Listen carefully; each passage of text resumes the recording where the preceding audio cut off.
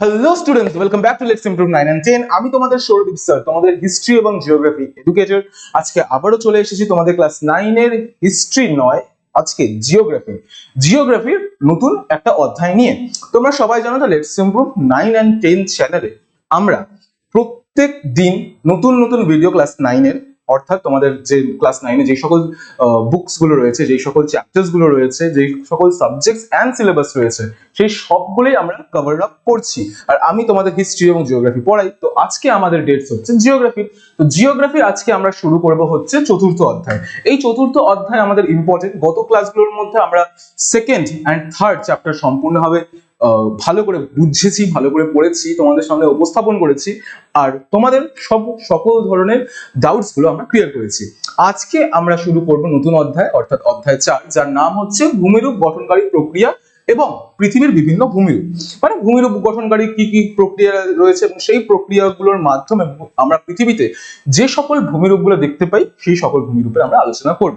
তার আগে অবশ্যই ভিডিওটিকে লাইক করো, ভিডিওটিকে শেয়ার করো এবং চ্যানেলটিতে নতুন আসলে চ্যানেলটিকে সাবস্ক্রাইব করো। তো চলো শুরু করা যাক আজকের ক্লাস। তো আজকে আমরা অধ্যায় 4 এর অনেকটা পোর্শন ক্লিয়ার করব। এই চ্যাপ্টারটা যথেষ্ট বড়, যথেষ্ট লেন্দি, ওই জন্য একটা ক্লাসের মধ্যে সম্পূর্ণ অধ্যায়টা উপস্থাপন করলে তোমাদের বুঝতে হয়তো অসুবিধা হতে পারে, এবং সেই জন্য আমি এই সম্পূর্ণ অধ্যায়টাকে কয়েকটা ভাগে ভাগ করে দিয়েছি। আজকে হচ্ছে আমাদের 4 নম্বর অধ্যায়ের পার্ট 1। ঠিক আছে, চলো এখন প্রথমেই আমরা ভূমিরূপ যে সকল বিষয়গুলো রয়েছে, যে ভূমিরূপ কি করে তৈরি হচ্ছে, কি কি ভূমিরূপ গঠন হচ্ছে, তার পিছনে কি কি প্রক্রিয়া রয়েছে, সেই সকল কিছু বোঝার আগে আমাদের বুঝতে হবে যে অ্যাকচুয়ালি ভূমিরূপ কি জিনিস। ভূমিরূপ বলতে আমরা কোন বিষয়টাকে বুঝতে পারি, কারণ কি আমাদের চারিপাশেই তো বিভিন্ন ধরনের বৈচিত্র্যময় প্রাকৃতিক বৈশিষ্ট্য আমরা লক্ষ্য করতে পারি। সকল কিছুই কি ভূমিরূপ? একদমই না। তো ভূমিরূপ কাকে বলে সেই বিষয়টাকে আমাদের ভালো করে বুঝতে হবে। তো প্রথমেই যেটা বলা যেতে পারে সেটা হচ্ছে পৃথিবীর বিভিন্ন অংশের ভূভাগের নানান বৈচিত্র্য লক্ষ্য করা যায়। আমরা জানি যে পৃথিবীর মানে আমাদের ভূপৃষ্ঠে আমরা বিভিন্ন ধরনের বৈচিত্র্য দেখতে পাই। কোথাও নদী রয়েছে, কোথাও পর্বত রয়েছে, কোথাও মহাসাগর রয়েছে, কোথাও খাত রয়েছে। তো এই যে বৈচিত্র্যময়তা মানে বৈচিত্র্যতা, এই বিষয়গুলো আমরা লক্ষ্য করতে পারি। তাহলে পৃথিবীর বিভিন্ন অংশের ভূমিভাগে নানান বৈচিত্র্য লক্ষ্য করা যায়। শিলাগঠিত এই ভূমির বিভিন্ন রূপ, অর্থাৎ ভূমির উচ্চতা, আপেক্ষিক উচ্চতা, আকৃতি, আয়তন, ঢাল ইত্যাদির সমষ্টিগত বৈচিত্র্যকে আমরা ভূমিরূপ বলি।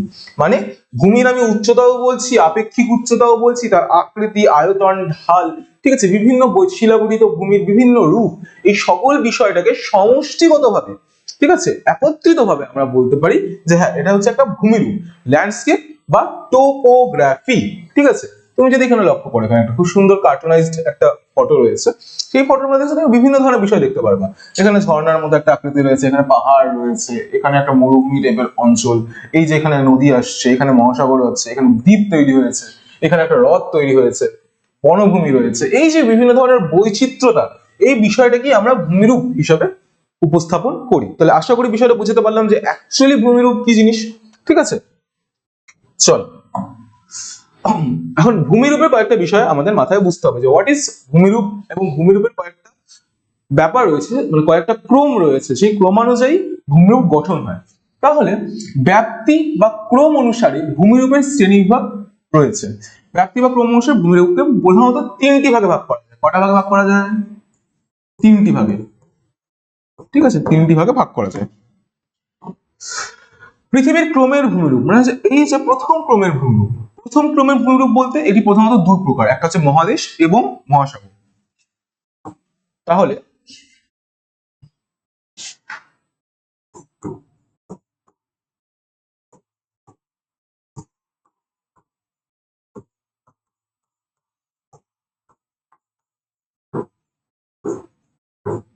ক্রম অনুসারে ভূমিভাগ, প্রথমেই রয়েছে প্রথম ক্রম, তাই তো? প্রথমে রয়েছে কি প্রথম ক্রমের ভূমিভাগ। সেখানে আবার এই প্রথম ক্রমের ভূমিভাগকে আমরা দুভাগে ভাগ করতে পারি, মহাদেশ, মহাসাগর। বুঝতে পারলে?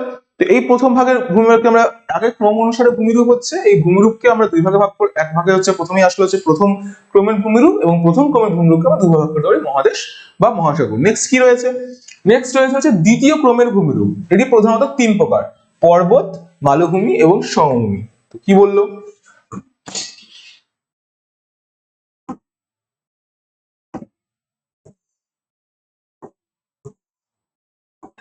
এরকম কেন হচ্ছে? হ্যাঁ,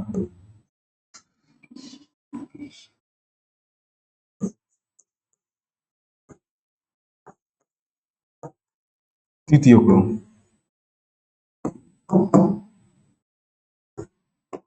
দ্বিতীয় ক্রমকে আবার তিন ভাগে ভাগ করা যায়: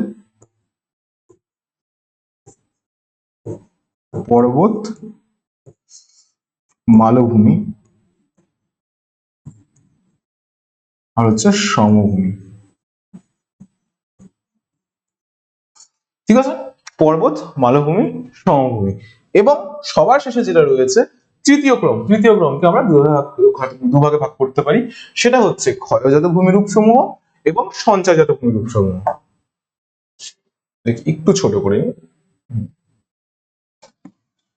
তোমাদেরকে যখন পড়বা তখন এইভাবেই লিস্ট বানিয়ে পড়বা, ঠিক আছে, যাতে বিষয়গুলো মানে এগুলো এক ধরনের মাইন্ড ম্যাপস, খুব সুন্দর করে ছক কেটে বিষয়গুলো বোঝা যায়।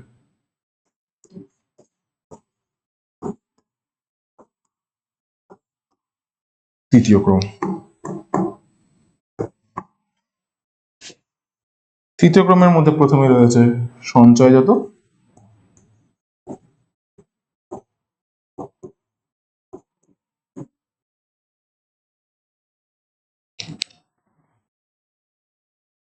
একটা হচ্ছে ক্ষয়জাত। ঠিক আছে, এই হচ্ছে আমাদের সম্পূর্ণ। আচ্ছা, কিছুটা থেমে গেল, এখানে তুমি বিষয়টা দেখতে পারো।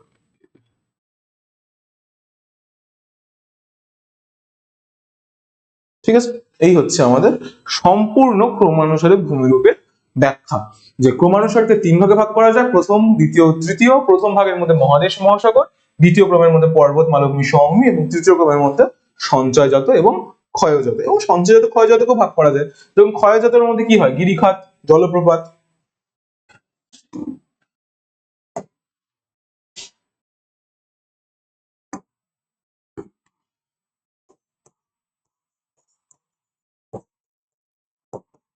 গিরিখাত হয়ে যায়, জলপ্রপাত হয়ে যায়।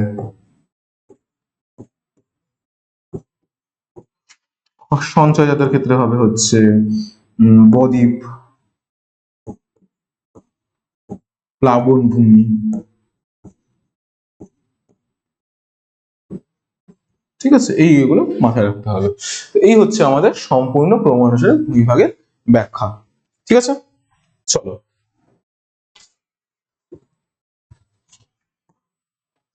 তো এত পর্যন্ত আমাদের হয়ে গেল। তাহলে আমরা জানতে পারলাম যে কি ভূমিরূপ কি বিষয়, এবং ভূমিরূপের বিভিন্ন শ্রেণীবিভাগটাও আমরা বুঝতে পেরেছি, যেটা ব্যাপ্তি ও ক্রমানুসারে। হ্যাঁ, এটাও মাথায় রাখবো, এটা ব্যাপ্তি ও ক্রমানুসারে।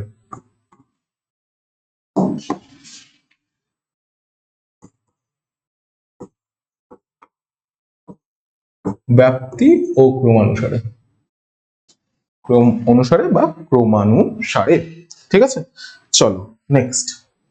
এবার বুঝতে হবে যে ভূমিরূপ গঠনকারী প্রক্রিয়ার বিষয়টা কি। এখন আমরা আসবো ভূমিরূপ গঠনকারী প্রক্রিয়ায়।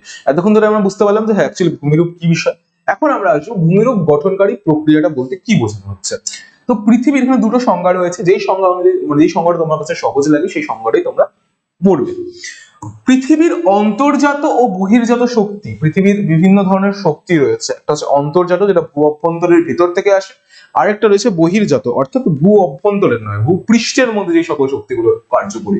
মানে হচ্ছে তোমার পর্যায়ন, এই যে বিভিন্ন থাকে না, পর্যায়ন বলো, আবহবিকার বলো, অবরোহণ, আরোহণ, এই যে সকল নদ নদী, এগুলো সবই হচ্ছে তোমার বহির্জাত শক্তি। ঠিক আছে, অন্তর্জাত শক্তি হচ্ছে প্লেট টেকটনিক, পাক সঞ্চালন তত্ত্ব, এগুলো পরে আমরা আলোচনা করব। যাই হোক, পৃথিবীর অন্তর্জাত ও বহির্জাত শক্তির মাধ্যমে ভৌত ও রাসায়নিক ভাবে, কি হবে? ভৌত ও রাসায়নিক প্রক্রিয়ায় ভূমিরূপের বিবর্তন ও পরিবর্তন। বিবর্তন হচ্ছে ট্রানজিশন, পরিবর্তন হচ্ছে ট্রান্সফর্ম। ট্রানজিশন, আর পরিবর্তন হচ্ছে ট্রান্সফর্ম। ঠিক আছে, এই দুটোর মধ্যে পার্থক্য কি? ট্রানজিশন মানে বিবর্তন হচ্ছে, বিষয়টা ঘটছে, ঠিক আছে, একটা পর্যায় থেকে আরেকটা পর্যায়ে যখন, মানে সাপোজ ধরে নাও আমি একটা মানুষ, আমি আরেকটা মানুষে পরিবর্তিত হলাম, পরিবর্তিত যখন কমপ্লিটলি হয়ে যাব সেটা পরিবর্তন, বাট একটা থেকে আরেক জায়গায় যে পরিবর্তন হওয়ার যে প্রসেসটা সেটা হচ্ছে বিবর্তন। ঠিক আছে, তাহলে পৃথিবীর অন্তর্জাত ও বহির্জাত শক্তির মাধ্যমে ভৌত রাসায়নিক প্রক্রিয়ায় ভূমিরূপের বিবর্তন ও পরিবর্তন হলো ভূমিরূপ গঠনকারী প্রক্রিয়া। এটাকে আরেকটু যদি ভালো করে বুঝি তাহলে ব্যাপারটা দাঁড়িয়ে যায় যে যে সকল প্রাকৃতিক প্রক্রিয়া, সেটা যে কোনো প্রক্রিয়াই হতে পারে, সেটা অন্তর্জাত হতে পারে বা বহির্জাত হতে পারে, যে সকল প্রাকৃতিক প্রক্রিয়া ভূপৃষ্ঠে নানা ধরনের ভূমিরূপের সৃষ্টি, পরিবর্তন ও ক্রমাগত বিবর্তন ঘটিয়ে চলছে, এই সেগুলিকেই ভূমিরূপ গঠনকারী প্রক্রিয়া বা ভূমিরূপ গঠনিক প্রক্রিয়া বলে। দুটোই ব্যাখ্যা সঠিক। এখানে বলা হয়েছে যে সকল প্রাকৃতিক শক্তি ক্যান বি অন্তর্জাত বা বহির্জাত। ঠিক আছে, এইটা হচ্ছে দুটোই হতে পারে, যে অন্তর্জাত হতে পারে, বহির্জাত হতে পারে। এই ধরনের প্রক্রিয়া ভূপৃষ্ঠে নানা ধরনের ভূমিরূপের সৃষ্টি করাচ্ছে, পরিবর্তন করছে এবং ক্রমাগত বিবর্তন ঘটিয়ে চলেছে, সেগুলোকে ভূমিরূপ গঠনকারী প্রক্রিয়া বা ভূগাঠনিক প্রক্রিয়া বলে। ভালো কথা। এখন ভূগাঠনিক প্রক্রিয়াকে না অনেক ভাগে ভাগ করা যায়, এই ভাগটা কমপ্লিটলি এখানে উপস্থাপন রয়েছে। জিনিসটা ভালো করে বুঝবে যে এখানে ভূগাঠনিক প্রক্রিয়া রয়েছে, একটা তো পার্থিব, একটা হচ্ছে অপার্থিব। পার্থিবকে আবার দুভাগে ভাগ করা যায়, অন্তর্জাত, বহির্জাত। অন্তর্জাতকে কি বলছে? ধীর আলোড়ন, আকস্মিক আলোড়ন। ধীর আলোড়নকে আবার ভূগাঠনিক, ইউস্ট্যাটিক, সমস্থিতিক। ভূগাঠনিককে আবার মহিভাবক এবং গিরিজনিক। আর তারপরে আকস্মিকের মধ্যে ভূমিরূপ রয়েছে। তো আমাদের মেইন যেটা ইম্পর্টেন্ট সেটা হচ্ছে এই পোর্শনটা, এই যে পোর্শনটা রয়েছে, এই পোর্শনটা আমাদের অ্যাকচুয়ালি ইম্পর্টেন্ট, এটা ভালো করে পড়তে হবে। এগুলোও রয়েছে, এগুলোও পড়তে হবে, but you have to understand that particular part first. ঠিক আছে, এটাকে তোমাকে ভালো করে আগে বুঝতে হবে, কারণ কি এখানে এইটার মধ্যেই তোমার সকল বিষয়গুলো উপস্থাপন রয়েছে। তো চলো, প্রথমেই যেটা বলা হয়েছে পার্থিব প্রক্রিয়া, এই ডেফিনিশনটা বুঝি যে অ্যাকচুয়ালি ভূগাঠনিক প্রক্রিয়াকে আগে আমি পার্থিব এবং কি বলেছে অপার্থিব প্রক্রিয়াতে ভাগ করেছে। তো আগে আমাদের পার্থিবটা বুঝতে হবে যে পার্থিব প্রক্রিয়া কি জিনিস। তো যে সকল ভূমিরূপ গঠনকারী প্রক্রিয়া ভূপৃষ্ঠে কি হয়েছে, ভূপৃষ্ঠের ভূ অভ্যন্তর ভাগে, মানে ভূপৃষ্ঠে বা ভূ অভ্যন্তর ভাগে ক্রিয়াশীল, সেই প্রক্রিয়াকে বলে পার্থিব প্রক্রিয়া। কি বলা হচ্ছে তাহলে? যে ভূমিরূপ গঠনকারী প্রক্রিয়া পৃথিবী পৃষ্ঠে বা পৃথিবীর ভূ অভ্যন্তর ভাগে, দুটো ভাবেই হচ্ছে, এক তো ভূপৃষ্ঠে, আরেকটা হচ্ছে ভূ অভ্যন্তরে।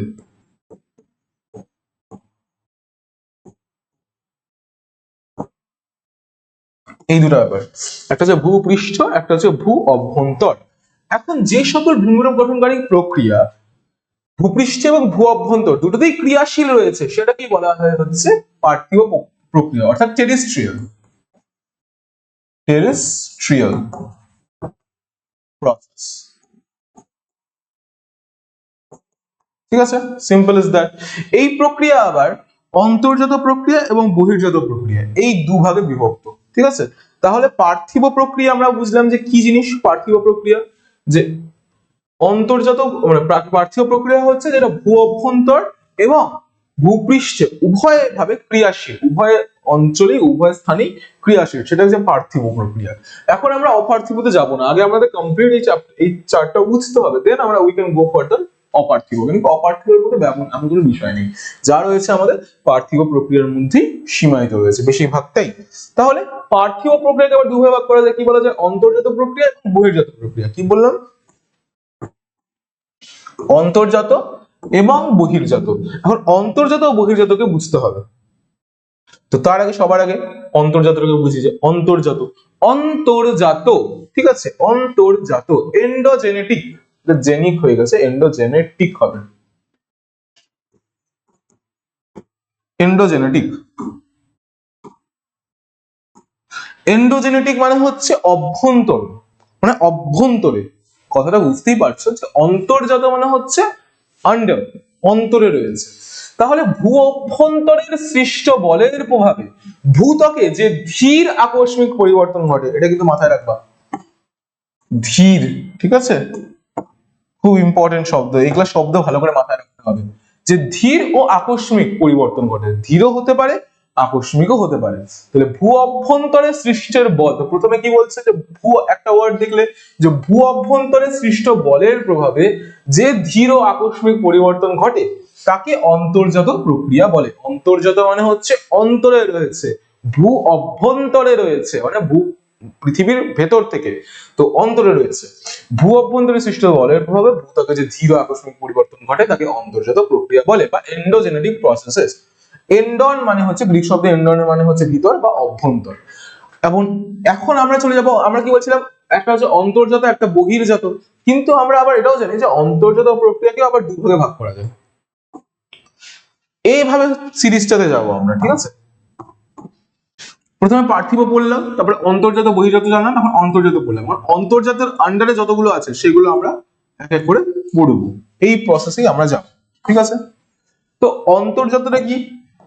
অন্তর্জাত প্রক্রিয়াকে আবার দুই ভাগে ভাগ করা যায়। অন্তর্জাত প্রক্রিয়াকে দুভাবে ভাগ করা যায়, একটা হচ্ছে ধীর আলোড়ন, একটা হচ্ছে আকস্মিক আলোড়ন। কি কি বললাম? একটা হচ্ছে ধীর আলোড়ন, একটা হচ্ছে আকস্মিক আলোড়ন। আমি আগেই বললাম যে অভ্যন্তরীণ অন্তর্জাত প্রক্রিয়ার মধ্যে ভূ অভ্যন্তর সৃষ্ট বলের জন্য মানে বলের প্রভাবে ধীর বা আকস্মিক প্রক্রিয়া, এখানে কি বলা হয়ে গেছে, ধীর এবং আকস্মিক প্রক্রিয়া দুটোই হয়। তো সেই জন্যই যখন আমি অন্তর্জাত প্রক্রিয়াকে ভাগ করছি তখন দুভাগে ভাগ করছি, একটা ধীর আলোড়ন, একটা হচ্ছে আকস্মিক আলোড়ন। তখন ধীর আলোড়নটাও পড়ি, কি ব্যাপার রয়েছে। ভূ অভ্যন্তরীণ বলের প্রভাবে লক্ষ লক্ষ বা কোটি কোটি বছর ধরে ধীর গতিতে যে ভূমিরূপের সৃষ্টি হয় সেই ভূমিরূপকে বলা হয় ধীর আলোড়ন। তুমি যখন বুঝতে পারছো, যখন তোমাকে বলাই হচ্ছে প্রথম থেকে যে ধীর অর্থাৎ ধীরে ধীরে, ধীর প্রক্রিয়া, তাহলে স্বাভাবিকভাবে এটা খুবই সময় ধরে হবে, সময় বেশি ধরে হবে, ধীর প্রক্রিয়া যেহেতু, এক নম্বর। আর এটা যেহেতু তোমার হচ্ছে অন্তর্জাত, তাহলে এটা কার প্রভাবে হবে? এটা ভূ অভ্যন্তরীণ শক্তির প্রভাবে হবে। That Shakti can be anything, কিন্তু সেটা অভ্যন্তরীণ শক্তিই হতে হবে, ঠিক আছে। তাহলে ভূ অভ্যন্তরীণ বলের প্রভাবে লক্ষ লক্ষ বা কোটি কোটি বছর ধরে যখন ধীর গতিতে ভূমিরূপের সৃষ্টি হয়, তখন ভূমিরূপের সৃষ্টি হয়, ভূমিরূপের বিবর্তন ঘটে, তখন এই পদ্ধতিকে বলা হয় ধীর আলোড়ন। আবার ধীর আলোড়নকে আমরা আবার আরো ভাগে ভাগ করতে পারি। আমি কি বললাম যে আমরা একটা ধরে ধরে যাব, যতগুলো ভাগ রয়েছে সেই ভাগগুলোকে আগে শেষ করবো। দেখো এটা মুছিয়ে ভালো করে।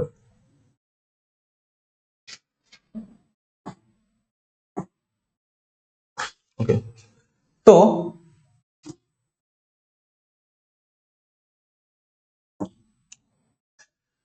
পার্থিব, হ্যাঁ, তো কোথায় ছিলাম আমি? এখানে। তো আমরা প্রথমে পার্থিব অপার্থিব ভাগটা বুঝলাম, কিন্তু আমরা পার্থিবটা পড়লাম। তারপরে এর ভাগ রয়েছে অন্তর্জাত এবং বহির্জাত, কিন্তু আমরা অন্তর্জাতটা পড়লাম। অন্তর্জাতের মধ্যে আবার ভাগ রয়েছে, সেটা হচ্ছে ধীর আলোড়ন, আকস্মিক আলোড়ন, কিন্তু আমরা ধীর আলোড়নটা পড়লাম। এখন ধীর আলোড়নের আবার ভাগ রয়েছে, মানে এই ভাগগুলো আমাদের পড়তে হবে। এগুলো যখন এক সাইডে কমপ্লিট শেষ হবে, দেন আমরা এই সাইডেটাও শুরু করবো, ঠিক আছে, যাতে কনফিউশন না হয়। চলো, তাহলে আমি কি বললাম যে ধীর আলোড়ন তো বুঝে গেলাম। এখন ধীর আলোড়নকেও আমরা পুনরায় তিন ভাগে ভাগ করতে পারি। সেগুলো কি কি? একে তো সেটা হচ্ছে প্রথমেই রয়েছে ভূগাঠনিক, অর্থাৎ ভূগাঠনিক আলোড়ন, ভূগাঠনিক আলোড়ন, তারপরে ইউস্ট্যাটিক আলোড়ন, তারপরে সমস্থিতিক আলোড়ন। ঠিক আছে, কি বললাম? ভূগাঠনিক, ইউস্ট্যাটিক এবং সমস্থিতিক, যার মধ্যে আমরা ভূগাঠনিককেও আবার দুভাগে ভাগ করতে পারি। কি কি? তার একটা হচ্ছে বহির্ভাবক, একটা হচ্ছে গিরিজনী। কিন্তু তার আগে আমাকে বুঝতে হবে হোয়াট ইজ ভূগাঠনিক প্রক্রিয়া। অ্যাকচুয়ালি যে জিনিসটা নিয়ে আমরা এখন আলোচনা করব, যেটা নিয়ে আমাদের অ্যাকচুয়াল গোটা চ্যাপ্টারটা, সেটাই রয়েছে এখানে। যে ধীর আলোড়নের যে তিনটা প্রকার রয়েছে, সেই তিন প্রকারের মধ্যে একটা প্রকার হচ্ছে ভূগাঠনিক আলোড়ন। এই ভূগাঠনিক আলোড়ন কাকে বলে সেটা আমাদেরকে বুঝতে হবে। তো জলটা খেয়ে নিই, ওয়েট আ সেকেন্ড।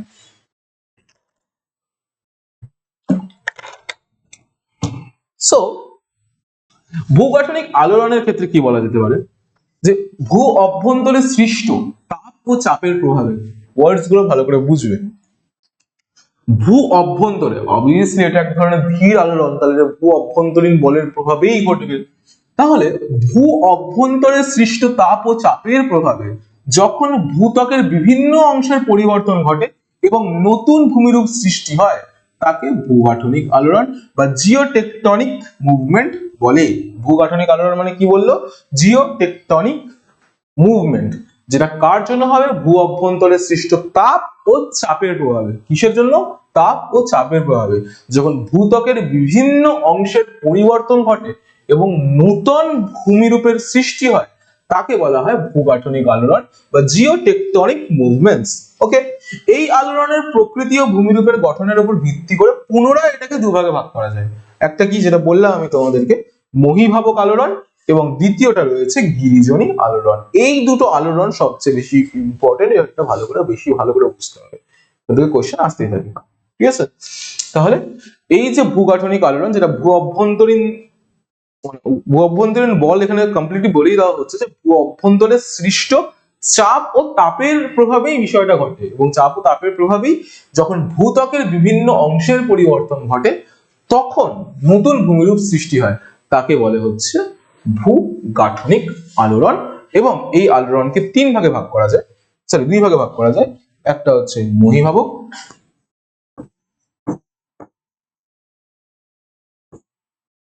একটা হচ্ছে গিরিজনী। এটাকে যদি তোমরা কমপ্লিট চার্ট হিসেবে বানাতে পারো, এভাবেও বানাতে পারো। ঠিক আছে, তোমরা এইভাবেই চার্টটা বানাবে, যেখানে পার্থিব, যে চারটা আমি তোমাদেরকে দেখালাম সেই চারটা তোমরা লিখেই বানাবে। পার্থিব, অপার্থিব ওখানে হবে, পার্থিবকে আবার এখানে ভাগ করে দাও, তাই না? এখানে যেভাবে আমরা ভাগ করে দিয়েছি কমপ্লিট। এরকম পার্থিবকে অন্তর্জাত, বহির্জাত, অন্তর্জাতের মধ্যে ধীর, আকর্ষণী। তুমিও তোমার খাতার মধ্যে এভাবেই চারটা বানিয়ে দেবে। পার্থিবকে দুভাবে ভাগ করে দিবা, অন্তর্জাত, প্রক্রিয়া, বহির্জাত প্রক্রিয়া। বহির্জাত তোমাকে এখন পড়তে হবে না, বহির্জাত তোমরা ক্লাস 10 পড়বে। এই তোমাদের 9 অন্তর্জাতটাই ইম্পর্টেন্ট। অন্তর্জাতকে আবার দুভাবে ভাগ করে দাও, একটা হবে ধীর,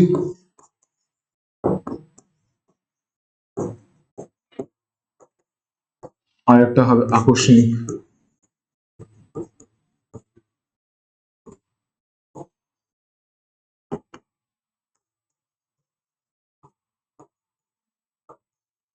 তাই না? ধীর এবং আকস্মিক আলোড়নকে দুভাগে, ধীরকে আবার ভাগ করে দাও। ধীর আলোড়ন can be defined as to type, একটা হচ্ছে ভূগাঠনিক আলোড়ন, ঠিক আছে, সমস্ত তিন ভাগে ভাগ করা যায়, ভূগাঠনিক আলোড়ন, সমস্থিতিক আলোড়ন আর ইউস্ট্যাটিক আলোড়ন।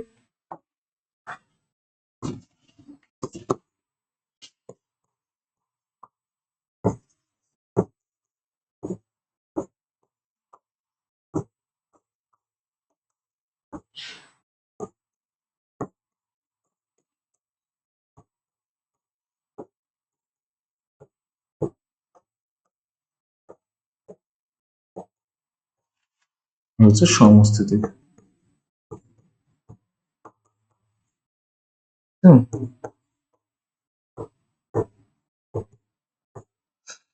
এই সমস্থিতিক আলোড়নকে আমরা আবার, ভূগাঠনিক আলোড়নকে আবার দুভাগে ভাগ করা যায়, যেটা এখনই বললাম, তাই না? একটা তোমার হবে হচ্ছে কি ভূগাঠনিক আলোড়নের মধ্যে, একটা তোমার হবে হচ্ছে মহীভাবক, আর একটা হবে গিরিজনী।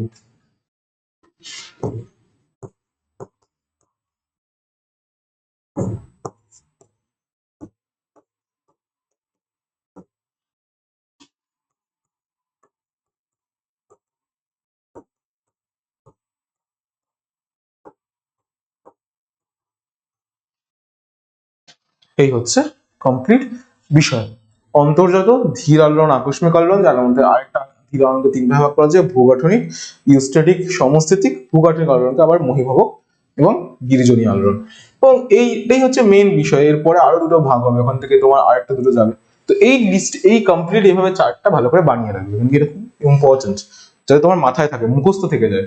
সবকিছু তো মুখস্থ করে হয় না, কিছু কিছু জিনিস বুঝে করতে হয়, তো এটা বোঝার জন্য খুবই ইম্পর্টেন্ট। তো এখন আমরা যেটা নিয়ে আলোচনা করবো সেটা হচ্ছে মহীভাবক এবং গিরিজনী। ভালো করে বুঝবে, খুবই ইম্পর্টেন্ট কনসেপ্ট। চলো, তাহলে ভূত্বকে উল্লম্ব ভাবে, সবচেয়ে ইম্পর্টেন্ট ওয়ার্ড, উল্লম্ব ভাবে ক্রিয়াশীল যে আলোড়নের ফলে মহাদেশ বা মহাসাগর সৃষ্টি হয় তাকে মহীভাবক আলোড়ন বলে। ঠিক আছে, কি বললাম? মহীভাবক আলোড়ন।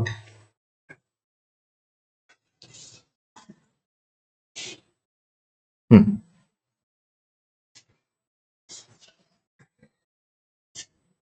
হ্যাঁ, আচ্ছা এখানে না ওয়ার্ড একটা ভুল আছে, ওয়ার্ড সেকেন্ড, এপিরোজেনিক, ঠিক আছে, এপিরোজেনিক মুভমেন্ট বলে, এপিরোজেনিক মুভমেন্ট।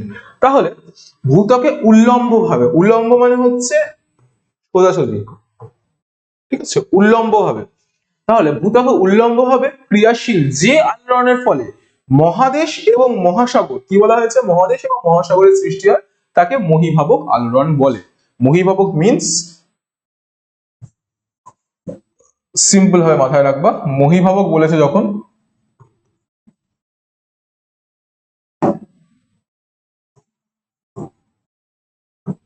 তার মানে এটা বলে দিয়েছে উল্লম্ব,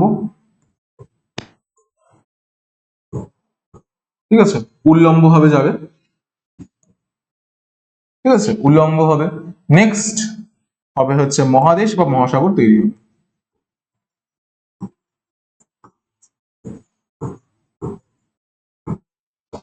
ঠিক আছে, তাহলে মহীভাবক উল্লম্ব হবে আর মহাদেশ বা মহাসাগর তৈরি হবে, ভালো কথা। তো ভূত্বকে উল্লম্ব ভাবে ক্রিয়াশীল যে আলোড়নের ফলে মহাদেশ বা মহাসাগরের সৃষ্টি হয়, তাকে মহীভাবক বা এপিরোজেনিক মুভমেন্ট বলে।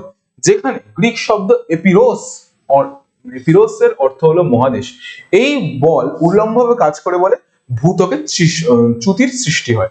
তো স্বাভাবিকভাবে এটা, এই বলটা তোমার কি করে, উল্লম্বভাবে ক্রিয়াশীল হয় এই আমাদের সম্পূর্ণ ভূত্বকের উপর, এবং যেহেতু এটা উল্লম্বভাবে ক্রিয়াশীল, সেই জন্যই এই সম্পূর্ণ বিষয়টার মধ্যে আমরা চ্যুতির সৃষ্টি হতে দেখতে পাই, ঠিক আছে। চলো নেক্সট কি রয়েছে, এটা হচ্ছে এপিরোস অর্থাৎ মহীভাবক আলোড়ন। এখানে তুমি দেখতেই পাচ্ছ মহীভাবক, যদি ভালো করে তুমি লক্ষ্য করো, দেখো এখানে কিন্তু উত্থান বা অবনমন ঘটবে উল্লম্ব ভাবে। এই যে স্পর্শক রয়েছে, একটু জুম করি,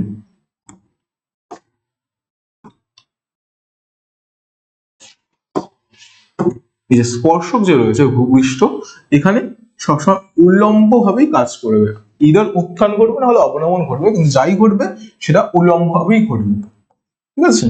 তো এটাই হচ্ছে আমাদের সম্পূর্ণ মহীভাবকের বিষয়। এর সাথে আরো কয়েকটা বিষয় অ্যাড করাই যেতে পারে, ঠিক আছে, যে মহীভাবক আলোড়ন মহাদেশ গঠিত হয়, কিন্তু এটা মাথায় রাখা, মহীভাবক আলোড়নে মহাদেশ গঠিত হয়, এটা খুব ইম্পর্টেন্ট যে মহাদেশ গঠিত হয়, যেহেতু মহীভাবক, ঠিক আছে। চলো, মহাদেশ বলো, মহাসাগর বলো, চ্যুতি বলো, তারপর বিভিন্ন ধরনের শিলা স্তরের চ্যুতি বলো, এই সকল বিষয়, স্তূপ পর্বত, স্তূপ পর্বত মহীভাবক আন্দোলনেরই একটা উদাহরণ। তো এই সম্পূর্ণ বিষয় এখানে উপস্থাপিত হয়। নেক্সট রয়েছে কি, গিরিজনী আলোড়ন। গিরিজনী আলোড়নটা ইম্পর্টেন্ট, এটাও ভূত্বকে, এটা কি হবে, অনুভূমিক, আগেরটা ছিল উল্লম্ব হবে, এটা হবে কি অনুভূমিক, ঠিক আছে, এইভাবে, ঠিক আছে, দুদিক দিয়ে ভাঁজ করছে, অনুভূমিক। তাহলে ভূত্বকে অনুভূমিক ভাবে ক্রিয়াশীল আলোড়ন, ঠিক আছে, অনুভূমিক, যেটাকে অরোজেনিক মুভমেন্ট বলে, ঠিক আছে, গ্রিক শব্দ ওরস থেকে আসছে, যার অর্থ হচ্ছে পর্বত। এই বল অনুভূমিক ভাবে কাজ করে বলে ভূত্বকে ভাঁজের সৃষ্টি হয়। এই যে একটা জোর একটু বড় করে দেখাচ্ছে, এখানে দেখে নাও যে আগেরটা কি ছিল, উল্লম্ব ভাবে ছিল, তাই না, এই জন্য চ্যুতির সৃষ্টি হচ্ছিল, বাট এটা হচ্ছে তোমার অনুভূমিক ভাবে, যেহেতু অনুভূমিক ভাবে হচ্ছে, দ্যাটস ওয়াই চাপ সৃষ্টি হচ্ছে এবং এক ধরনের ভাঁজ আমরা দেখতে পাই, ঠিক আছে, আমরা ভাঁজ লক্ষ্য করতে পারি, এই দেখো, যার ফলে এই যে শিলাস্তর, সেটা দুদিক দিয়ে যখন চাপ পড়ছে, then it will be transform like that, এবং বিভিন্ন ধরনের পর্বত আমরা লক্ষ্য করতে পারি, ঠিক আছে। এর মানে গিরিজনী আলোড়নের ফলে শিলায় টান, শিলায় টান, ভাঁজ,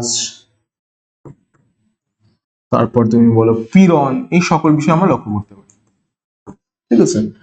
ভঙ্গিল পর্বত এর দ্বারা সৃষ্টি হয়, ঠিক আছে। তো এটা হচ্ছে আমাদের গিরিজনী আলোড়নের মেন বিষয়। চলো নেক্সট। তো এখন কিন্তু এই যে গিরিজনী আলোড়নটা যেটা বললাম, এই জিনিসটা শেষ হলো কোথায়, এখানে যদি তুমি দেখো যে আমরা ধীর আলোড়ন পড়ছিলাম, ভূগঠনিক আলোড়ন যখন পড়লাম তখন তার মধ্যে মহীভবক এবং গিরিজনী পড়েছি। Then we will go again to the ধীর আলোড়নের শ্রেণী বিভাগ, যেটার মধ্যে ভূগঠনিকটা আমরা পড়লাম, মহীভবক গিরিজনী পড়লাম। এখন আমরা যাবো ইউস্ট্যাটিকে, ইউস্ট্যাটিক এবং সমস্থিতিকটার মধ্যে যাবো। ইউস্ট্যাটিকের ক্ষেত্রে কি বলেছে?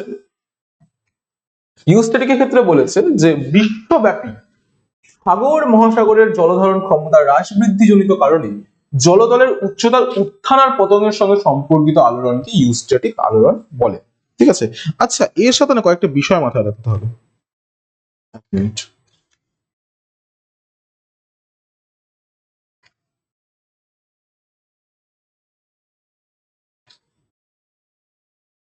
আচ্ছা তোমাদেরকে না একটা জিনিস খুব ইম্পর্টেন্ট ধরবে, যে এখানে কিন্তু পার্থক্য এসে যায়।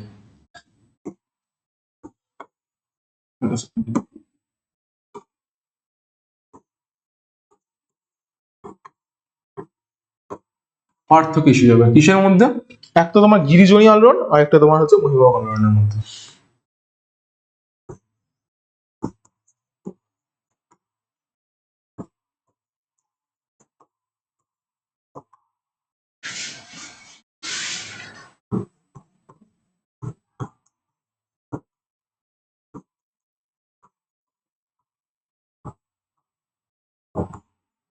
ঠিক আছে, এই দুটোর মধ্যে তোমাদের মেন বিষয় পার্থক্য এসে যায়। এই পার্থক্যটা খুবই ইম্পর্টেন্ট কিন্তু। ঠিক আছে, খুবই ইম্পর্টেন্ট পার্থক্য।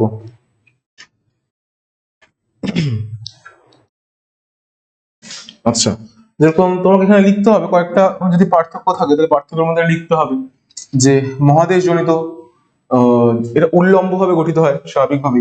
মহীভবক আলোড়ন এবং গিরিজনী আলোড়নের মধ্যে যদি পার্থক্য তুমি লক্ষ্য করো, তো তোমাকে এটা দিতে হবে যে মহাদেশ জুড়ে এই আলোড়ন ঘটে এবং এটা উল্লম্ব ভাবে, এর প্রভাব পেয়ে মহাদেশে ইয়ে হয়, মানে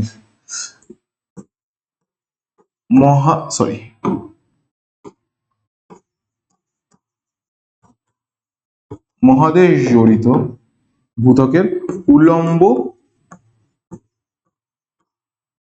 উল্লম্ব কি বলতে পারে, উল্লম্ব ভাবে বিষয়টা ঘটে। ঠিক আছে, উল্লম্ব আলোড়ন।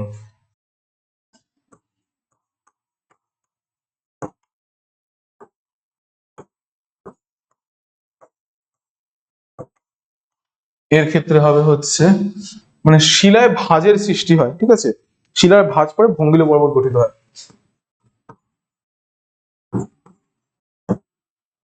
শিলায় অনুভূমিক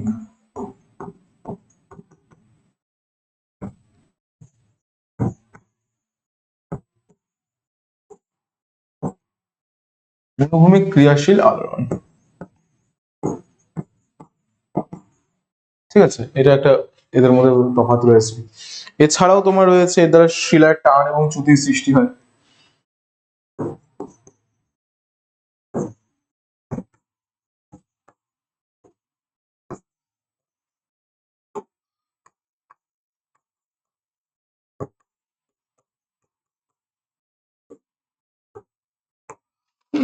শিলায় টান ও চ্যুতির সৃষ্টি হয়। ঠিক আছে, আবার এখানে তোমার হচ্ছে শিলায় ভাঁজ দেখতে পাওয়া যায়। শিলায় ভাঁজ দেখতে পাওয়া যায়। হুম, এটার মধ্যে দিয়ে তুমি হচ্ছে মহীভবক আলোড়নের ক্ষেত্রে আমরা স্তূপ পর্বত লক্ষ্য করতে পারি। গিরিজনী আলোড়নের ক্ষেত্রে আমরা দেখতে পাই হচ্ছে ভঙ্গিল পর্বত। ঠিক আছে, এই সকল বিষয় আমাদেরকে পার্থক্যের মধ্যে লিখতে হবে। ঠিক আছে, চলো এই পার্থক্যটা ইম্পর্টেন্ট ছিল বলেই তোমাদের সামনে উপস্থাপন করলাম। এখন কয়েকটা বিষয় বুঝতে হবে যে এই যে তোমাদের বিষয়টা রয়েছে ইউস্ট্যাটিক আলোড়ন। ইউস্ট্যাটিক আলোড়নটা কি বিষয়? ঠিক আছে, তো ইউস্ট্যাটিক আলোড়ন হচ্ছে বিশ্বব্যাপী সাগর মহাসাগরে জল ধারণ ক্ষমতা হ্রাস বৃদ্ধিজনিত কারণে। সাগর মহাসাগরে সবসময় জল ধারণ ক্ষমতা কখনো হ্রাস হয় কখনো বৃদ্ধি পায়। তো এর কারণে জলতলের উচ্চতার উত্থান আর পতনের সঙ্গে সম্পর্কিত আলোড়নকে বলে ইউস্ট্যাটিক আলোড়ন। ঠিক আছে, সিম্পল ইজ দ্যাট। নেক্সট কি আছে? সমস্থিতিক আলোড়ন, যে পৃথিবীর বিভিন্ন ভূমিরূপের মধ্যে উচ্চতাজনিত ভারসাম্য লাভের জন্য, মানে বিভিন্ন ভূমিরূপের মধ্যে একটা উচ্চতাজনিত ভারসাম্য লাভ এর জন্য যে মানে সমস্থিতিক বলাই হচ্ছে আইসোস্ট্যাটিক সমস্থিতিক আলোড়ন। তোমরা ক্লাস 11 যদি জিওগ্রাফি নাও অবভিয়াসলি খুব ভালো করে তোমাকে তখন পড়তে হবে সমস্থিতিক আলোড়ন নিয়ে বিভিন্ন ধরনের পরীক্ষা রয়েছে। যাই হোক, পৃথিবীর বিভিন্ন ভূমিরূপের মধ্যে উচ্চতাজনিত ভারসাম্য লাভ, কারণ কি দেখো যেখানে মানে আমাদের গোটা ভূপৃষ্ঠ কিন্তু কোথাও উঁচু কোথাও নিচু, স্টিল এটার মধ্যে একটা সমস্থিতি ভাব বজায় রয়েছে। এত উঁচু নিচু, কোথাও পর্বত রয়েছে, কোথাও সমভূমি রয়েছে, কোথাও মালভূমি রয়েছে, কোথাও সমুদ্র তল রয়েছে। তো এই বিভিন্ন উচ্চতার বিভিন্ন কি বলতে পারবো পার্থক্য থাকা সত্ত্বেও একটা সমস্থিতি ভাব পৃথিবীতে বিরাজ করে পৃথিবীর ভূমিরূপে। এই সমস্থিতিটাকে সমস্থিতিক ভাবনা চিন্তার মধ্যে রাখা হয়। তো সমস্থিতিক বিষয়টা তোমরা ক্লাস 11-এ ভালো করে পড়বে, 11 নিলে। বাট আপাতত সমস্থিতিক আলোড়নের মধ্যে এতটুকুই বোঝো যে পৃথিবীর বিভিন্ন ভূমিরূপের মধ্যে উচ্চতাজনিত ভারসাম্য লাভের জন্য যে আলোড়ন সৃষ্টি হয় তাকে সমস্থিতিক আলোড়ন বলে, বা যেটাকে বলা হয় আইসোস্ট্যাটিক মুভমেন্ট। ওকে, এইটা হচ্ছে সম্পূর্ণ বিষয়। সবার ক্লিয়ার আছে আশা করি। তো আমরা এতক্ষণ ধরে এই সম্পূর্ণ বিষয়টা পড়লাম, যে যেখানে রয়েছে পার্থিব প্রক্রিয়া, তার আন্ডারে অন্তর্জাত প্রক্রিয়া, অন্তর্জাত প্রক্রিয়ার আন্ডারে ধীর আলোড়ন, এবং তার আন্ডারে ভূগাঠনিক ইউস্ট্যাটিক সমস্থিতিক, এবং মহীভবক এবং গিরিজনিক। সম্পূর্ণ শেষ। এখন আমরা যাব হচ্ছে আকস্মিক আলোড়নের মধ্যে ভূমিকম্প, অগ্নুদ্গম। সেটা নিয়ে অত বেশি ভাবনার ব্যাপার নেই, কিন্তু বহির্জাতটা ইম্পর্টেন্ট। বহির্জাতের মধ্যে আরোহণ, অবরোহণ রয়েছে এবং অপার্থিব প্রক্রিয়া রয়েছে।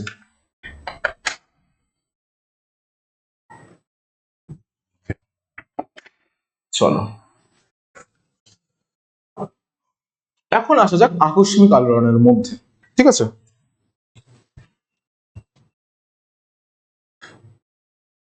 এখন যেটা রয়েছে এর আগে যদি তুমি বলো যে ভূমিকম্প এবং তোমার অগ্নুৎপাত, যে স্যার আকস্মিক আলোড়নের মধ্যে যেটা পড়ছে সেই বিষয়টা নিয়ে একটু বুঝতে পারবে। আগে বুঝে নাও যে আকস্মিক আলোড়নটা কি জিনিস। যে ভূ অভ্যন্তরে উদ্ভূত বলের প্রভাবে, একই কথা, কারণ কি দুটোই কিন্তু দুটো আলোড়ন, ধীর আলোড়ন বা আকস্মিক আলোড়ন, দুটোই হচ্ছে তোমার ভূ অভ্যন্তরীণ শক্তির দ্বারাই, ভূ অভ্যন্তরীণ প্রক্রিয়া দ্বারাই সৃষ্ট। সেই জন্য এখানেও বলা হয়েছে যে ভূ অভ্যন্তরে উদ্ভূত বলের প্রভাবে কোন কঠিন ভূত্বকের মানে কোন যখন কঠিন ভূত্বকের অত্যন্ত দ্রুত আকস্মিক পরিবর্তন ঘটে তখন তাকে আকস্মিক আলোড়ন বলে। অত্যন্ত দ্রুত হবে এবং আকস্মিক হবে, দ্রুত ও আকস্মিক, দ্রুত ও আকস্মিক। তো ভূ অভ্যন্তরে উদ্ভূত বলের প্রভাবে যখন কঠিন ভূত্বকের অত্যন্ত দ্রুত ও আকস্মিক পরিবর্তন ঘটছে তখন সেটা আকস্মিক আলোড়নের আন্ডারে আসে। এই আলোড়ন ভূমিকম্প ও অগ্নুৎপাতের মাধ্যমে রূপায়িত হয়। ঠিক আছে, কিসের দ্বারা রূপায়িত হয়? একটা ভূমিকম্প আর একটা হচ্ছে অগ্নুৎপাতের মাধ্যমে রূপায়িত হয়। ঠিক আছে, তো আমি যদি বলি আকস্মিক আলোড়নের ভাগ কোন কয়টা, দুটোই বলতে পারবো। একটা হচ্ছে তোমার ভূমিকম্প, একটা হচ্ছে তোমাদের অগ্নুৎপাত। ঠিক আছে, সিম্পল।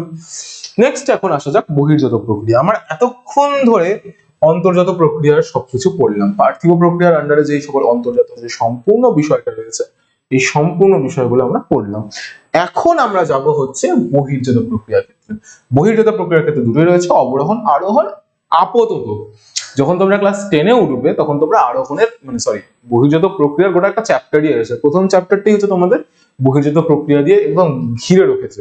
বহির্জাত প্রক্রিয়া, সেই বহির্জাত প্রক্রিয়ার বিভিন্ন ভাগগুলো নদী, হিমবাহ, বায়ু, তার বিভিন্ন সঞ্চয়জাত, ক্ষয়জাত, ঠিক আছে, বহন কার্য দ্বারা সৃষ্ট ভূমিরূপ প্রত্যেকটার, কোথাও কোথাও মিলিত কার্যের ফলে সৃষ্ট ভূমিরূপ। ঠিক আছে, এই সকল বিষয় তোমাদেরকে ক্লাস 10-এর ফার্স্ট চ্যাপ্টারে পড়তে হবে।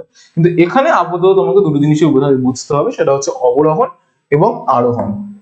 চলো, তো বহির্জাত প্রক্রিয়া কাকে বলে? সিম্পল, এতক্ষণ ধরে অভ্যন্তরীণ সকল শক্তি আছে, এখন বহির্জাত সকল শক্তি হবে। ভূপৃষ্ঠের ওপরে বিভিন্ন প্রাকৃতিক শক্তি যেমন নদী, হিমবাহ, বায়ু প্রভৃতি যে পদ্ধতিতে, অর্থাৎ ক্ষয়, বহন, সঞ্চয়, আমি একটু আগেই বললাম না যে ক্লাস 10-এ তোমাদেরকে পড়তে হবে নদী, হিমবাহ এবং বায়ু, তার বিভিন্ন তাদের প্রত্যেকের ক্ষয়, বহন এবং সঞ্চয়জাত ভূমিরূপ। তো এখানে এটাই বলা হয়েছে যে এর মাধ্যমে ভূমিরূপের বিবর্তন ঘটায় ও নতুন ভূমিরূপের সৃষ্টি করে সেই পদ্ধতিকে বহির্জাত পদ্ধতি প্রক্রিয়া বা এক্সোজেনেটিক প্রসেস, এটা জেনেটিক হবে না, এক্সোজেনেটিক প্রসেস। একটা এক্সোজেনেটিক হয়, একটা এন্ডোজেনেটিক হয়, এক্সোজেনেটিক প্রসেসেস বলে। গ্রিক শব্দ এক্সো অর্থ হচ্ছে বাহির। বহির্জাত প্রক্রিয়াগুলিকে প্রধানত দুটি ভাগে ভাগ করা যায়, একটা হচ্ছে অবরোহণ, একটা আরোহণ। তোমাদের শুধু এই চ্যাপ্টারে বলা হচ্ছে বিষয়টা, ঠিক আছে? বহির্জাত প্রক্রিয়াকে, বহির্জাত শক্তি নয় কিন্তু, বহির্জাত প্রক্রিয়াকে তোমাদের বলা হয় অবরোহণ আরোহণ। আরো রয়েছে অবরোহণ আরোহণ, দুটোর মিলিত কাজ হচ্ছে পর্যায়ন, আবহ বিকার, পুঞ্জিত ক্ষয়, লগ্নিভবন। এই সকল বিষয়গুলো তোমার ক্লাস 10-এ পড়বে। যদিও আবহ বিকারে তোমার চ্যাপ্টার রয়েছে, ক্লাস 9-এ আবহ বিকারে যথেষ্ট চ্যাপ্টার রয়েছে, সেখানে অনেক কিছুই বুঝে যাবে। বাট আপাতত যে জিনিসটা রয়েছে সেটা হচ্ছে বহির্জাত প্রক্রিয়াকে প্রধানত দুটো ভাগে ভাগ করা যায়, একটা হচ্ছে অবরোহণ আর একটা হচ্ছে আরোহণ, ঠিক আছে? চল এই দেখো, একটু জুম যদি করি লক্ষ্য করতে পারবে যে এটা হচ্ছে এন্ডোজেনেটিক প্রসেসেস। এটা হচ্ছে কমপ্লিট এন্ডোজেনিক প্রসেস, অভ্যন্তরীণ সকল কাজের জন্য। আর এটা হচ্ছে এক্সোজেনেটিক, মানে বাইরের বিভিন্ন কাজের জন্য যে ভূমিগুলো তৈরি হচ্ছে, ঠিক আছে? এন্ডোজেনেটিক প্রসেসেস, এক্সোজেনেটিক প্রসেসেস। চলো এবার বোঝা যাক অবরোহণ ও আরোহণের বিষয়টা কি।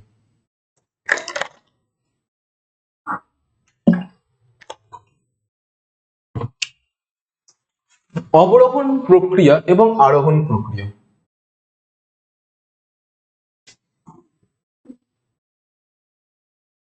অবরোহণ প্রক্রিয়া কি? যে প্রক্রিয়ার মাধ্যমে, এটা ভালো করে বুঝবে কিন্তু, অবরোহণ ও আরোহণের মধ্যে কনফিউজ হবে না। অবরোহণ মানেই হচ্ছে ক্ষয়,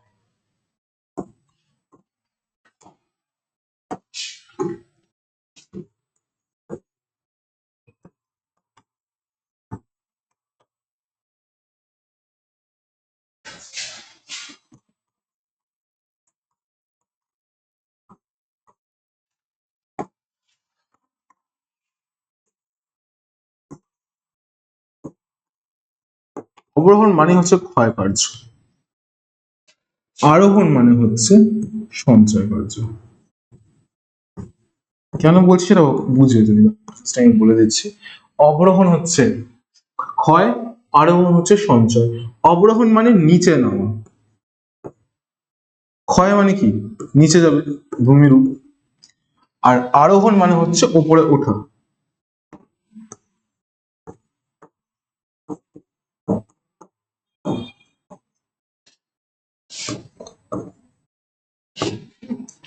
ভূমিরূপ, ভূমিরূপ নিচে নামা, আর আরোহণ মানে হচ্ছে ভূমিরূপ উপরে ওঠা, ঠিক আছে? সিম্পল এজ দ্যাট, ঠিক আছে, সিম্পল। এখন সংজ্ঞায় আসে। যে প্রক্রিয়ার মাধ্যমে ভূমিরূপের উচ্চতা ধীরে ধীরে হ্রাস পায়, যেটা বললাম ভূমিরূপ নিচে নামে, সেই প্রক্রিয়াকে বলা হয় হচ্ছে অবরোহণ প্রক্রিয়া। মানে ভূমিরূপের হ্রাস ঘটছে, কোনো একটা ভূমিরূপ রয়েছে সেটার অবনমন ঘটছে, তখনই সেটা অবরোহণ প্রক্রিয়া। অবনমন বা মানে ক্ষয়টা মানে ইয়ে নিচে ঘটবে কি করে, হ্রাস কি করে পাবে? অবভিয়াসলি ক্ষয় কার্যের জন্য, ঠিক আছে? তো ক্ষয় কার্যের ফলেই তোমার হচ্ছে অবরোহণ হচ্ছে। সেই জন্যই আমি লিখেছিলাম যে অবরোহণ প্রক্রিয়া মানে হচ্ছে ক্ষয় কার্য, এবং সেটা ভূমিরূপ মানে ভূমিরূপের নিচে, মানে ভূমিরূপকে নিচে নামায়, নিচে নামছে বা হ্রাস হচ্ছে, ঠিক আছে?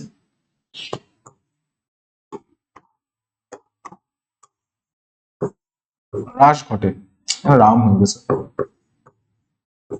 হ্রাস ঘটে, ঠিক আছে? নিচে নামে অর্থাৎ হ্রাস ঘটে, এবং এটা হচ্ছে ক্ষয় কার্য, নিচে ঘটছে, এটাই আর অবরোহণ।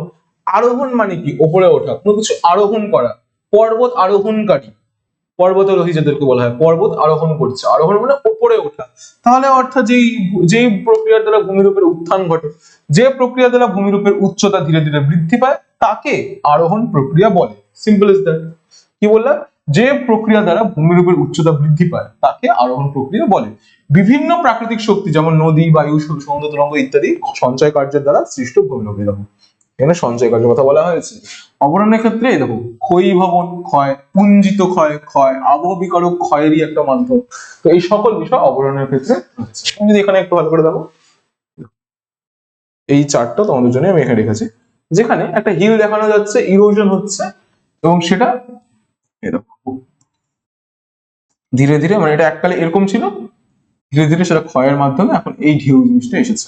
আর যেটা এককালে তোমার এই বিষয়টা ছিল, এটা এখন এই যে এই পোর্শনটা ধীরে ধীরে ক্ষয় হয়, এটা সঞ্চিত হচ্ছে কোথায়, এখানে। সঞ্চিত হয়ে এই জায়গাটাকে সমান করছে। ঠিক আছে, তো সঞ্চয় আর একটা হচ্ছে ক্ষয়। আর একটা জিনিস মনে রাখবা, অবরোহণ এবং আরোহণের মিলিত কার্যকেই বলা হয় পর্যায়। কি বললাম? অবরোহণ প্লাস আরোহণ, অবরোহণ প্লাস আরোহণ ইকুয়ালস পর্যায়ন বা গ্রেডেশন।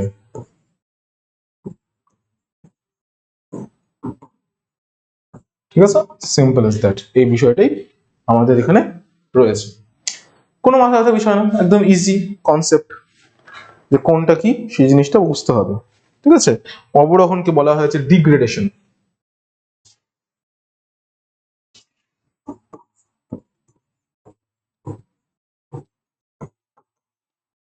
আরোহণকে বলা হয়েছে অ্যাগ্রেডেশন।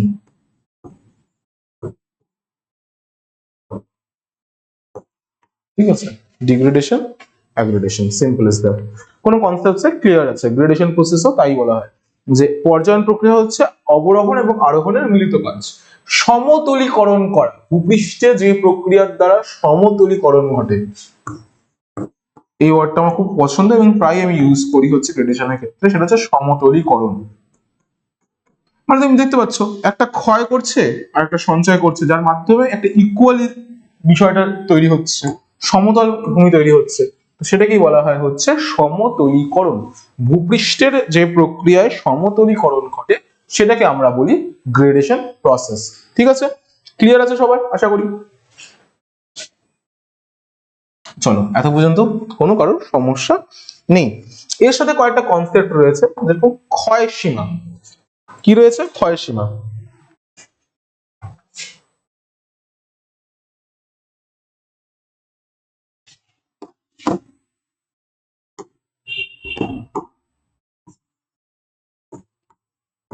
ক্ষয়কারী শক্তিগুলি,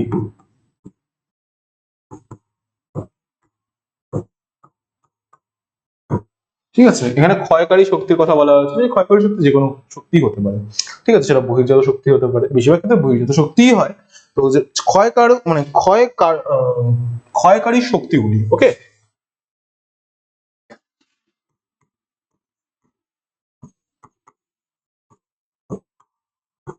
ভূপৃষ্ঠের নিচ পর্যন্ত মানে ভূপৃষ্ঠের নিচ পর্যন্ত, মানে নিচ যতটা পর্যন্ত অ্যাকচুয়ালি বলতে হবে,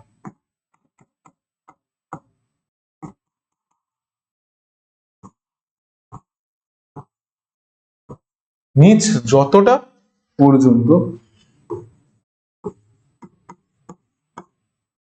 ক্ষয় করতে পারে, ঠিক আছে, তাকেই সেই শক্তির ক্ষয় সীমা বলে। ওয়েট, স্ক্রিনটা একটু জড়িয়ে গেছে। ঠিক আছে, তাহলে ক্ষয়কারী শক্তিগুলি ভূপৃষ্ঠের নিচ যতটা মানে নিচ যতটা পর্যন্ত ক্ষয় করতে পারে, মানে তার লিমিটেশন। কোন একটা ক্ষয়কারী মানে ক্ষয় কার্য সম্পাদনকারী কোন শক্তি রয়েছে, সেই শক্তির লিমিটেড মানে তার লিমিটেশন পর্যন্ত যতটা লিমিটেশন রয়েছে ক্ষয় করার, সেটাই হচ্ছে ক্ষয়সীমা।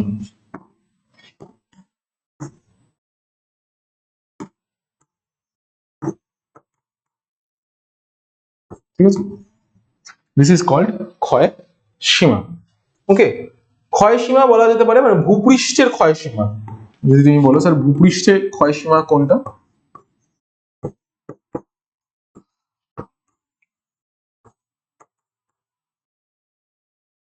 ভূপৃষ্ঠের ক্ষয় সীমা হচ্ছে সমুদ্রতল। ঠিক আছে, খুব ইম্পর্টেন্ট, এটা দরকার রয়েছে, এটা শর্ট কোশ্চেনে এসে যায় যে ভূপৃষ্ঠের ক্ষয় সীমা হচ্ছে আমাদের সমুদ্র তল। ঠিক আছে, এটা কে বলেছে? J W Powell. কে প্রবর্তন করেছে? J W Powell. খুবই ইম্পর্টেন্ট নাম এই প্রবর্তক, এই ক্ষয়সীমার প্রবর্তক। ক্ষয়সীমার প্রবর্তক হচ্ছে জে ডব্লিউ পাওয়েল। ঠিক আছে, এত বলতে কারো কোনো সমস্যা নেই।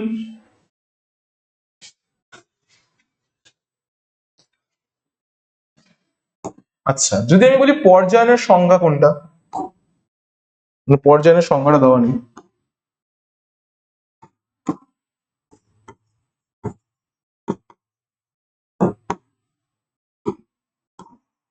পর্যায়নের সংজ্ঞাটাও খুব ইম্পর্টেন্ট রয়েছে। তো পর্যায়নের সংজ্ঞাটা আমি যদি বলি কি হবে,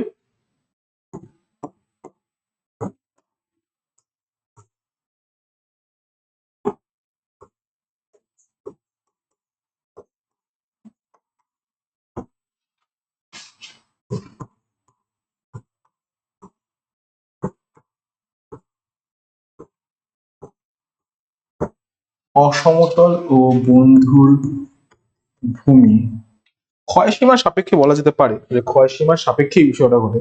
ঠিক আছে,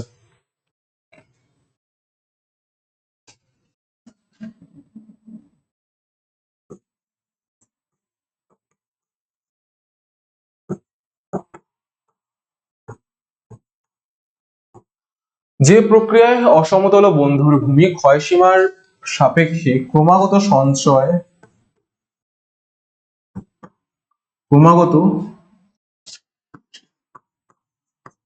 ক্ষয়টাকে লিখি, ক্ষয় ও সঞ্চয় কার্যের মাধ্যমে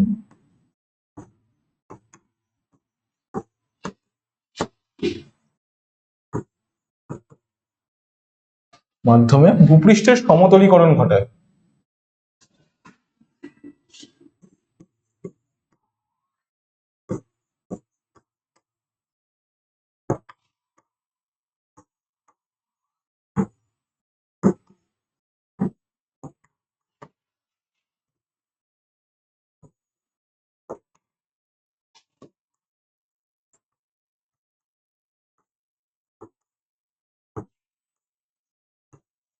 ঠিক আছে, তাকেই বলে পর্যায়ন। এটাও তুমি লিখতে পারো, খুব সুন্দর একটা ব্যাখ্যা, পর্যায়নের ব্যাখ্যাটা এসে যায়। ঠিক আছে, গ্রেড শব্দটি প্রথম ব্যবহার করেছিলেন, মানে অ্যাকচুয়ালি ওয়ার্ডটা মানে গ্রেডেশন, তো পর্যায়নকে ইংরেজিতে বলে গ্রেডেশন, যার মধ্যে গ্রেড একটা শব্দ আছে, এই শব্দটা ব্যবহার করেছেন জি কে গিলবার্ট। ঠিক আছে, জি কে গিলবার্ট এই শব্দটা প্রথম ব্যবহার করেছেন। গ্রেডেশনের মধ্যে যে গ্রেড শব্দটা রয়েছে সেই শব্দটা ব্যবহার করেছে হচ্ছে আমাদের জি কে গিলবার্ট। ইনি 1876 খ্রিস্টাব্দে 1876 খ্রিস্টাব্দে প্রথম এই শব্দটা ব্যবহার করেছিলেন এবং সেখান থেকেই পরে গ্রেডেশন শব্দটা আসে। এই হচ্ছে পর্যায়নের মূল বিষয় এবং মূল ভিত্তিটা, এটা খুব ভালো করে তোমাদেরকে পড়তে হবে। ঠিক আছে, চলো। ও, এখানে দেওয়াই রয়েছে, আমি ভুলেই করছি। আচ্ছা, যাই হোক, একই বিষয়। তো যে প্রক্রিয়ায় অসমতল ও বন্ধুর ভূমি ক্ষয়সীমার সাপেক্ষে ক্রমাগত ক্ষয় ও সঞ্চারের মাধ্যমে সমান বা সমতলে পরিণত হয়, অর্থাৎ সমদ্বিকরণ ঘটে, তাকেই বলা হয় হচ্ছে আমাদের পর্যায়ন প্রক্রিয়া। চেম্বারলিন ও সলিসবেরি, এই কথাটা মাথায় রাখবে, চেম্বারলিন ও সলিসবেরি পর্যায়ন কথাটা বলেছে, পর্যায়ন গ্রেডেশন শব্দটি বলেছে, বাট 1876 খ্রিস্টাব্দে জি কে গিলবার্ট গ্রেড শব্দটা প্রথম ব্যবহার করেছে, যেখান থেকেই পরে গ্রেডেশন শব্দটা এসেছে। চেম্বারলিন ও সলিসবেরি গ্রেডেশন শব্দটা ব্যবহার করেছে প্রথম, বাট গ্রেডেশনের যে গ্রেড শব্দটা সেটা ব্যবহার করেছেন জি কে গিলবার্ট 1876 খ্রিস্টাব্দে। ওকে, চলো। তো এই হচ্ছে আমাদের সম্পূর্ণ পার্থিব প্রক্রিয়া শেষ হলো। পার্থিব প্রক্রিয়া আমরা কমপ্লিট করলাম, সরি,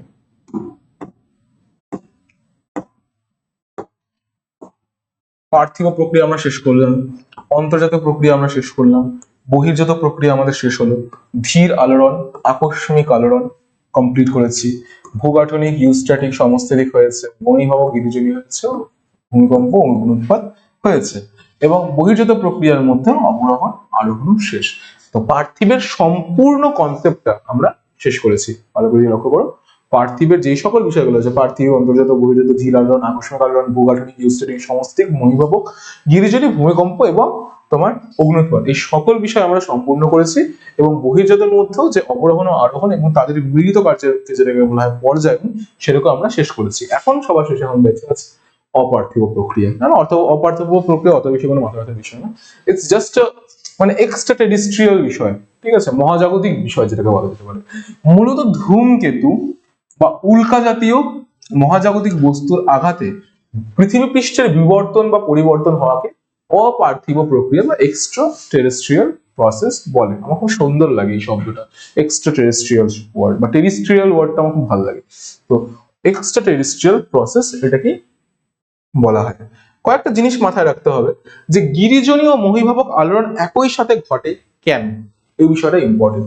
যে গিরিজনী ও মহীভাবক আলোড়ন একই সঙ্গে সংঘটিত হওয়ার কারণটা কি, একটু ভালো করে বুঝে নিন বিষয়টা। যে গিরিজনী আলোড়ন ও মহীভাবক আলোড়ন দুটি পৃথক ধীর অন্তর্জাত প্রক্রিয়া হওয়া সত্ত্বেও, এটা কিন্তু দুটো আলাদা আলাদা অন্তর্জাত, দুটোই অন্তর্জাত প্রক্রিয়া, কিন্তু তাদের ভাবনাটা আলাদা না, তাদের পদ্ধতিটা আলাদা। একটা উল্লম্ব ভাবে হয়, একটা অনুভূমিক ভাবে হয়। তাহলে এখানে সেটাই বলেছে যে গিরিজনী আলোড়ন এবং মহীভাবক আলোড়ন দুটি পৃথক ধীর অন্তর্জাত প্রক্রিয়া হওয়া সত্ত্বেও একই সঙ্গে সংঘটিত হয়, একসাথে সংঘটিত হয়। ভালো কথা। গিরিজনী আলোড়নের মাধ্যমে সৃষ্ট সংকোচনের সংকোচন বলের প্রভাবে শিলাস্তরে ভাঁজ পড়ে। গিরিজনী মানে কি? গিরিজনী মানে হচ্ছে অনুভূমিক টান, যেটা হচ্ছে অনুভূমিক সংকোচন।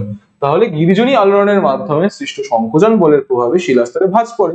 যখন ভঙ্গিল পর্বত তৈরি হয় তখন তার চাপে সেখানে কোথাও শিলাস্তরে চির ধরে চ্যুতি বা ফাটল সৃষ্টি করে।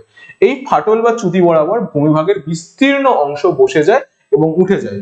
এই উল্লম্বভাবে উত্থান বা অবনমন হলো মহীভাবক আলোড়ন। একই সাথে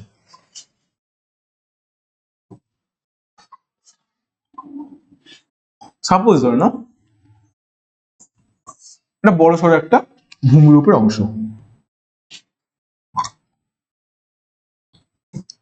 এই ভূমিরূপ যখন সংকুচিত হলো, প্লেট টেকটনিক এদিক ওদিক হলো, পাঁচ সঞ্চালন হলো, পরে বুঝবো, পরে আমরা ভালো করে পড়বো যে অ্যাকচুয়ালি মহীভাবকের মধ্যে এই যে বলটা কাজ করছে, ভূ অভ্যন্তরীণ কোন বলটার জন্য জিনিসটা ঘটছে, তাই তো যখন এখানে চ্যুতির সৃষ্টি হলো, চ্যুতির মানে সরি, যখন এটা সংকোচন হলো অর্থাৎ অনুভূমিক ভাবে চাপ পড়লো, তখন এটা সংকুচিত হচ্ছে।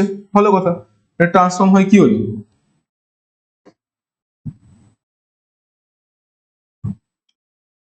সংকোচন হওয়ার ফলে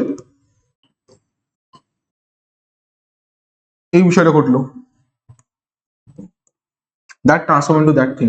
বাট এই যে সংকোচনটা ঘটলো তার জন্য এখানে কোথাও না কোথাও চ্যুতির সৃষ্টি হলো, ফাটলের সৃষ্টি হলো, এবং সেই ফাটল বরাবর কি হচ্ছে, সেই অংশটা ইদার উত্থান করছে না হলে অবনমন করছে। ওটা ভালো করে বোঝো।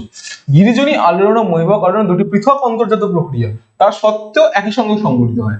গিরিজনী আলোড়নের মাধ্যমে সৃষ্ট সংকোচন বলের প্রভাবে শিলাস্তরে ভাঁজ পড়ে যখন ভঙ্গিল পর্বত সৃষ্টি হচ্ছে, অর্থাৎ এইটা থেকে যখন এইটাতে ট্রান্সফর্ম হচ্ছে, এই যে এই ঘটনাটা ঘটলো, এই জন্য এর আশেপাশে এলাকায় কোথাও না কোথাও চ্যুতির সৃষ্টি হলো, এরকম ফাটলের সৃষ্টি হলো, চ্যুতির সৃষ্টি হলো, যার ফলে ওই বিস্তীর্ণ ভূভাগ অংশ কোনো একটা ওই বিস্তীর্ণ যে দুটো চ্যুতি অংশ, সাপোজ ধরে নাও এইভাবে জিনিসটা দেখি, যেটা এত বড় অংশ, ঠিক আছে, যেখানে এখানে কমপ্লিট সংকোচন ঘটলো, যার ফলে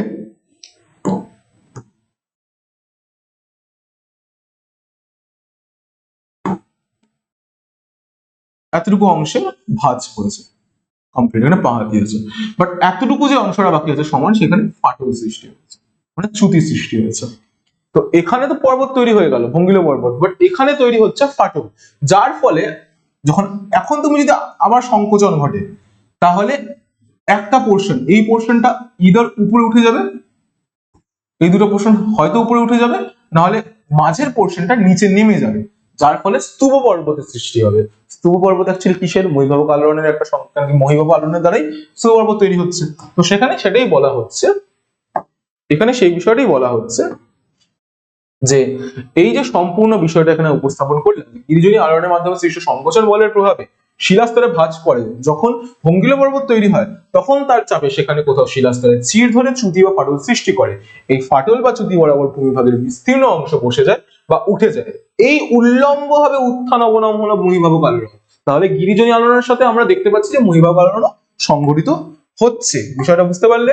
তার সাথে আবার একটা জিনিস, আবার মহীভাবক আলোড়নের প্রভাবে, এখন এটা হচ্ছে তোমার গিরিজনীর ফলে মহীভাবকটা কি করে হলো সেটা তোমাদেরকে বুঝালাম। এখন যখন মহীভাবক হয় তখনও গিরিজনী হচ্ছে কি করে, যখন মহীভাবক আলোড়নের প্রভাবে শিলাস্তরে চ্যুতি বা ফাটল সৃষ্টি হয় তখন পার্শ্ববর্তী শিলাস্তরে পার্শ্ব চাপ পড়ে, ঠিক আছে, যখন উত্থান বা অবনমন ঘটলো, ঠিক আছে, এই যে উত্থান, সাপোজ এটা উত্থান হলো, এটার অবনমন ঘটলো, তো পার্শ্ববর্তী যে জায়গাটা রয়েছে এখন এই উত্থান অবনমনের ফলে এই জায়গাটায় চাপ পড়ছে, ঠিক আছে, এই জায়গাটা, আর এইখানে তো একটা রয়েছে, এই জায়গাটা চাপ পড়ছে, যার ফলে এখানে একটা আবার ভাঁজের সৃষ্টি হলো। তাহলে কি বলা হচ্ছে, ফলে সেখানে ভাঁজ সৃষ্টি হয়, অর্থাৎ গিরোজনী আলোড়ন সংঘটিত হয়। এভাবে দেখা যায় যে গিরোজনী আলোড়ন এবং বহির্বাহক আলোড়ন ভূপৃষ্ঠ একই সঙ্গে কাজ করে, অর্থাৎ একটির প্রভাবের উপর অন্যটি সংঘটিত হয়। বহির্বাহক হলেও গিরিজনী হবে, গিরিজনী হলেও বহির্বাহক হবে, কোনো কোনো হবে। গিরিজনীর ক্ষেত্রে কি হচ্ছে, এখন গিরিজনী আলোড়ন হচ্ছে ওই অনুভূমিকের জন্য ওখানে তো পর্বত সৃষ্টি হয়ে গেল, কিন্তু আশেপাশে যে স্তরটা রয়েছে সেই স্তরের মধ্যে ফাটল বা চ্যুতির সৃষ্টি হলো, এবং ফাটল এবং চ্যুতির সৃষ্টি হলে কি হবে, দুটো অংশ নেমে যাবে, একটা অংশ উত্থান ঘটবে, নাহলে উত্থিত অংশটা অবনমিত হবে, দুটো অংশ উপরে উঠে যাবে, যার ফলে গিরিজনী আলোড়নের ফলে মহীভাবক তৈরি হচ্ছে, এবং মহীভাবের ফলেও একইভাবেই প্রসেসে তোমার গিরিজনী হচ্ছে। তো এই জন্যই বলা হয়েছে যে গিরিজনী ও মহীভাবক আলোড়ন একই সঙ্গে সংঘটিত হয়। ঠিক আছে, এই হচ্ছে আমাদের সম্পূর্ণ বিষয়। আজকের জন্য আমি এতটুকুই রাখছি, তার কারণটা হচ্ছে তোমরা অনেকটা প্রসেস পড়েছো। এরপরে আমরা পড়বো পর্বতের বিভিন্ন শ্রেণী বিভাগ, পর্বতের অনেকগুলো শ্রেণীবিভাগ রয়েছে, তারপর সমভূমি রয়েছে, মালভূমি রয়েছে, এই সকল বিষয় উপস্থাপন করব, কিন্তু এগুলো সবই হবে তোমাদের নেক্সট ক্লাসে। আবারও দেখা হবে এই লেটস ইমপ্রুভ 9 and 10 চ্যানেলে, এবং তোমাদের কিন্তু মাথায় রাখতে হবে যে আমাদের এই চ্যানেলে প্রতিদিন রাত তোমাদের ক্লাস 9 এর সিলেবাস, মানে সিলেবাস অর্থাৎ প্রত্যেকটা সাবজেক্টের তোমার কিন্তু ক্লাসেস আসছে, এই বিষয়টা কিন্তু মাথায় রাখবা। কখন আসছে সেটা হচ্ছে সন্ধ্যা 6টার সময়। তোমাদের কাছে এই কমপ্লিট রুটিনটা রয়েছে, এই রুটিনের মধ্যে তোমরা ভালো করে বুঝতে পারছো যে কবে কবে রয়েছে আমার দুটো ক্লাস, হিস্ট্রি এবং হচ্ছে জিওগ্রাফি হচ্ছে টিউসডে এবং টিউসডে এন্ড থার্সডেতে আসে। ঠিক আছে, দেখো আজকে তোমরা এই জিওগ্রাফি ক্লাসটা দেখতে পাবে, এবং পরবর্তী ক্লাসে আমরা এই চ্যাপ্টারটা যেটা যেটা যথেষ্ট বড় বহির্জাত প্রক্রিয়া, মানে অ্যাকচুয়ালি বহির্জাত না সরি মানে ভূগাঠনিক প্রক্রিয়া এবং তাদের দ্বারা সৃষ্ট ভূমিরূপের চ্যাপ্টারটা যথেষ্ট বড়, তো এটাকে একটা ক্লাসের মধ্যে শেষ করলে তোমাদের বিভিন্ন কনফিউশনের সম্মুখীন হতে হবে। সেটার জন্যই আমি এই ক্লাসটাকে অনেক ভাবে ভাগ করে দিয়েছি, যেমন এর পরের ক্লাসে তোমাদেরকে আমি পর্বত নিয়ে সম্পূর্ণ বিষয়টা বোঝাবো এবং উপস্থাপন করবো। তো আশা করি তোমাদের সম্পূর্ণ ডাউটস আমি ক্লিয়ার করতে পেরেছি। যদি তোমাদের কোনো ডাউট থাকে অবশ্যই কমেন্ট সেকশনে জানাও, যদি তোমাদের কোনো কোয়েরি থাকে অবশ্যই কমেন্ট সেকশনে জানাও। তো দেখা হচ্ছে আর একটা নতুন ক্লাসে, ততদিন বাই এবং ভালো করে পড়াশোনা করো।